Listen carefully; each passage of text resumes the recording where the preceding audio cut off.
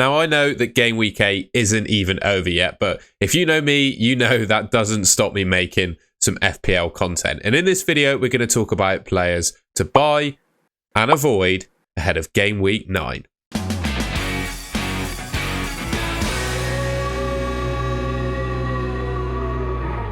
Right, so I thought I'd start the video by taking a look at a model. So what we've got here is the 11-5 predicted goals table. So this is a view of each of the next 5 game weeks and the amount of goals that each team is predicted to score. 11-5 get their model data, the data that feeds into the model basically from loads of sources. So actual player performance data, team performance data, betting odds, all of that goes into the 11-5 projected goals data basically. It's a really, I don't know the correct word, probably all-consuming model where it takes data from all the kind of sources that you'd want to get data from, basically.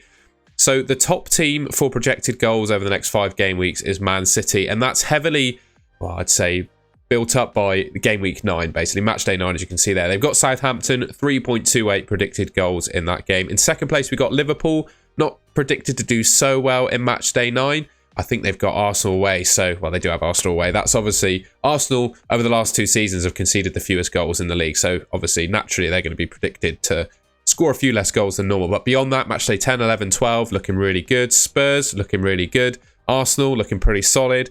Man United up there as well, so potentially, they've scored a couple of goals against Brentford, actually got a win, so maybe they could be on the menu as well. You'd expect them to be a little bit differential.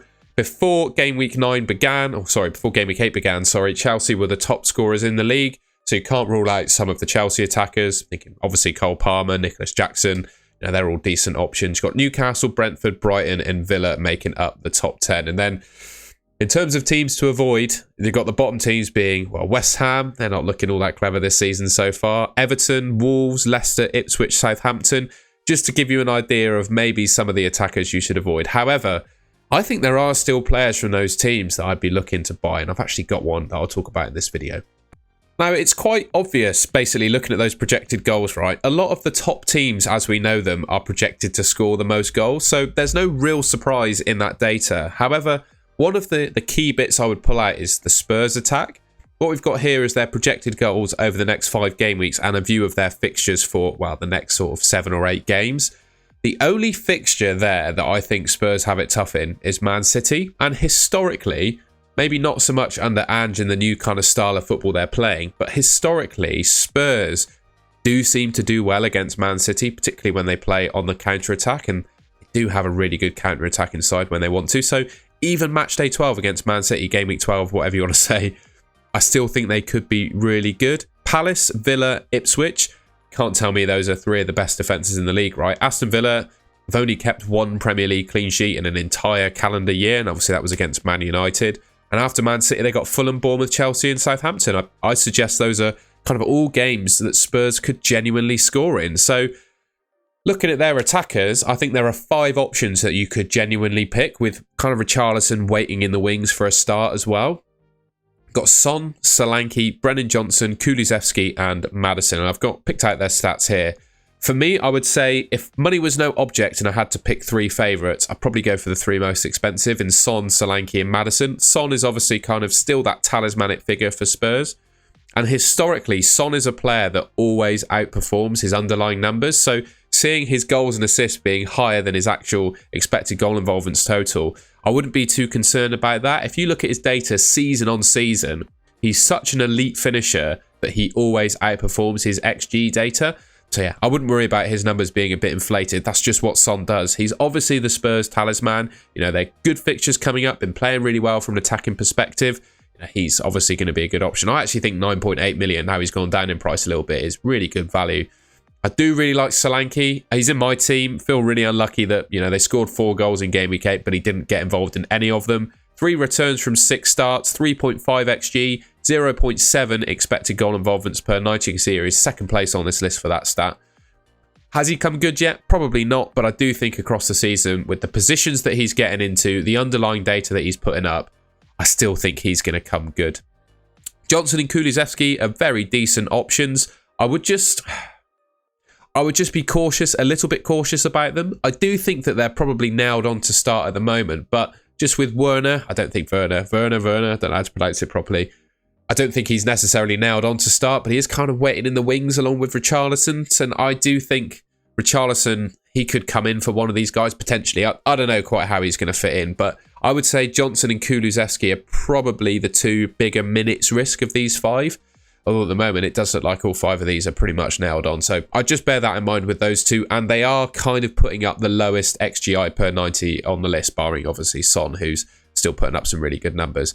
And then you got James Maddison at 7.5 million, right? 6 returns from 8 starts, 5.6 XG. So you can see those goals and assists are kind of congruent with his XGI. And in fact, he's actually underperforming his expected goals. So he would have been expected to score more goals than he had, which I think for the future proves pretty good. You know, it suggests that there's goals coming in the future. And he is the best Spurs attacker for expected goal involvements per 90, 0.83. That basically means, you know, it's nearly 1 per 90, right? 0.83, pretty close. So that suggests that pretty much every time he steps out onto a football pitch, you'd kind of expect him to get an attack in return. So yeah, Spurs attack definitely on the menu.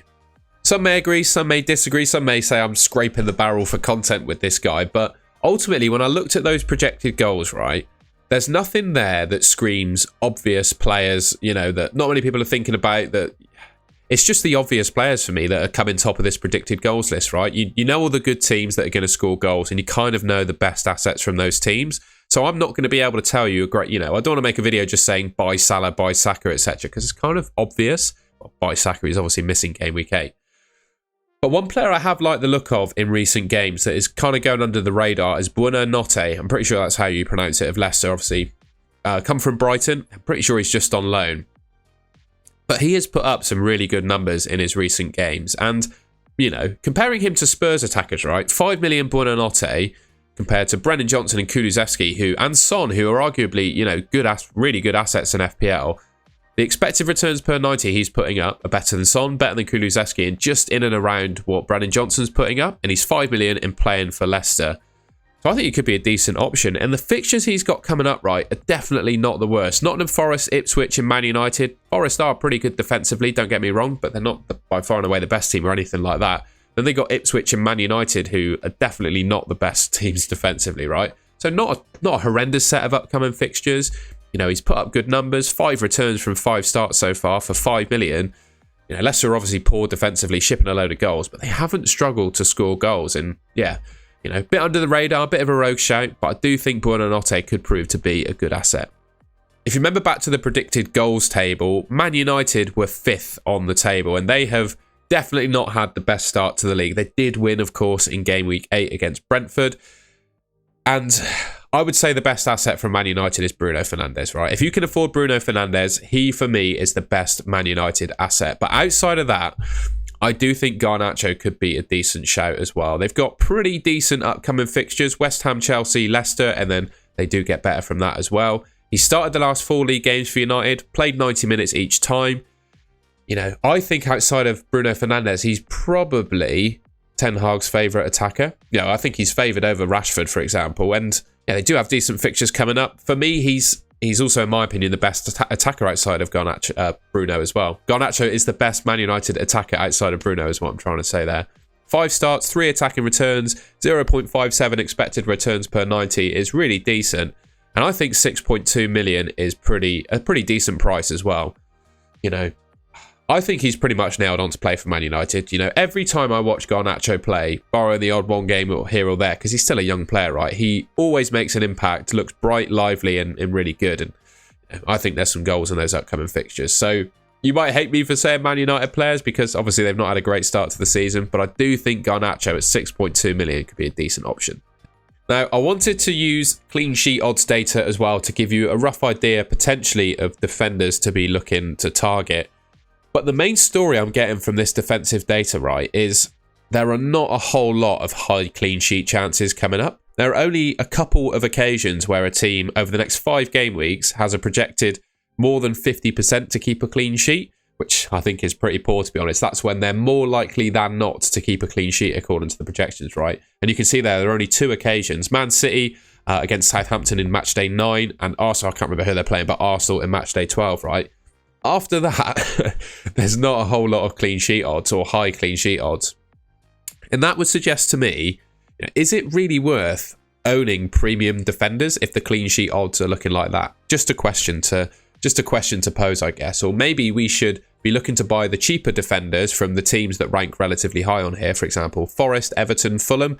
You know, their clean sheet odds are not too dissimilar from that of, well, Liverpool and Arsenal in some occasions, right? I'm not saying they're as good defensively, but the clean sheet odds are suggesting, you know, they're relatively close on some games.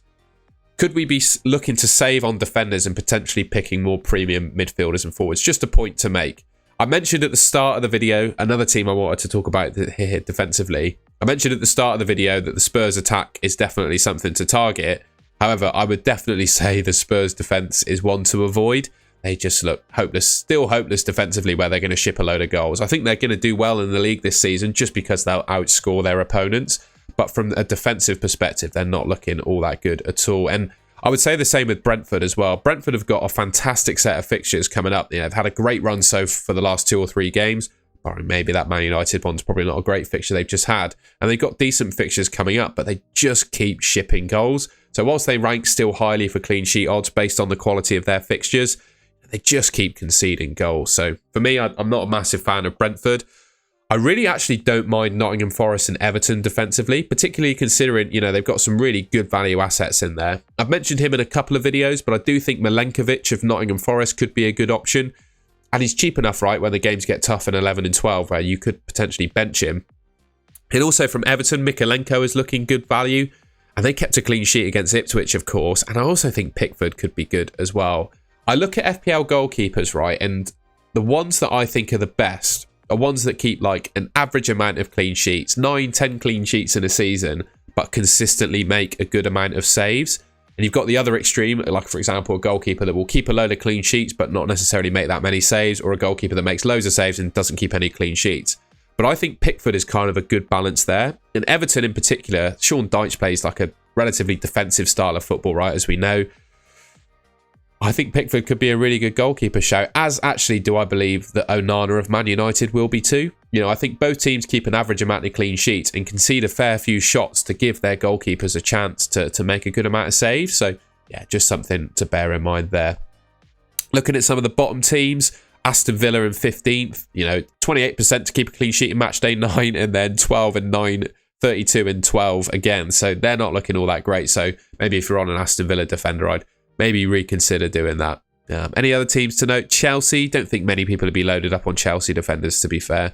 That's probably the headlines there from the clean sheet odds. So, yeah, I mentioned Spurs attack. Definitely players to be considering, but I don't think I'd go anywhere near the Spurs defence. Even if the clean sheet odds aren't looking too bad, I just don't trust them. Finally, I just wanted to round off the video just by looking at the top players for expected points over the next 3 game weeks according to FPL Review. FPL Review is, I think, amongst the FPL community, probably the single most respected and renowned sort of expected points tool, basically. The top players are no surprise, right? Haaland and Salah are the top 2. You've got Foden, interestingly, as 3rd. We'll see, I guess, on Sunday how he gets on against Wolves. That hasn't happened at the time that I'm recording this video. They got, obviously, Southampton in Gameweek 9, which is a really good fixture. And with limited minutes in the expected minutes column, you can see there, he's still predicted to do really well in Game Week 9. And Bumo, unfortunately, his first blank in Game Week 8, but you can't deny he's a good option. Interesting player in this list, despite being disappointing this season, all of the models still seem to really like Eberiche Eze. I got a lot of stick in a couple of my videos this week and on my deadline stream. It's all friendly, you know, I don't take any offence to it. I understand it's all just friendly banter, and it's obviously coming from people disagreeing with me, right? Thinking that I should sell Eze. I don't take it to heart or anything like that, but I do have people thinking that I should be selling Eze as a player that's in my team.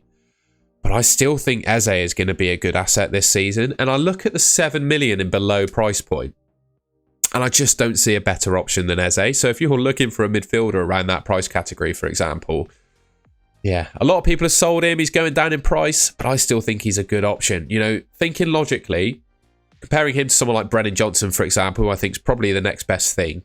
I don't think Brennan Johnson is 100% nailed to start for Spurs long term. Eze definitely ticks that box. Brennan Johnson doesn't take set pieces and he doesn't take penalties. Eze takes Crystal Palace like goal scoring opportunity free kicks, and he's apparently sharing penalty duties with Mateta. So potentially when Palace get a penalty, Eze could step up to take the next one. So I still think he's a good option. I think he's going to start every game that he's fit for, likely play 90 minutes. I It's just not been performing so far this season in terms of putting his chances away. It's not going to last forever, in my opinion. He's a good player, and good players tend to always come good in FPL, and I'm still believing in Eze. That's probably the highlight on this list. I mentioned when going through the projected goals that West Ham weren't looking like a particularly good team. But I do always think that Jared Bowen is a reliable FPL asset.